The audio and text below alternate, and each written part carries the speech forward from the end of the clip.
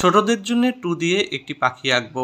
এরকম 2 লিখে তার সামনে এরকম এসের মতো করে একটা অংশ দিয়ে তার উপরে ঘুরিয়ে 2 এর মাথায় যোগ করে একটা ঠোঁট এঁকে দিতে হবে, এঁকে দিতে হবে একটা চোখ। 2 এর পেছনে এরকম ভাঁজ করে করে পালক এঁকে দিতে হবে, ডানা হয়ে যাবে। ডানার পেছনে এরকম একটা ডাল এঁকে দিতে হবে।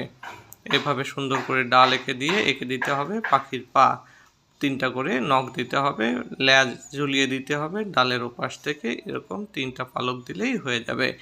এরপরে সুন্দর করে পাখিটার পালক এঁকে দিতে হবে ডানার মধ্যে ছোট ছোট প্রথমে, তারপরে বড় বড় করে এভাবে লাইন টেনে দিলেই হয়ে যাবে।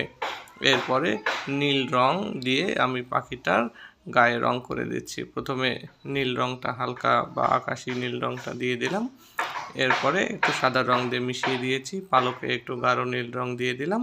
আজকের ভিডিওটি তোমাদের কেমন লাগলো অবশ্যই কমেন্টে জানাবে।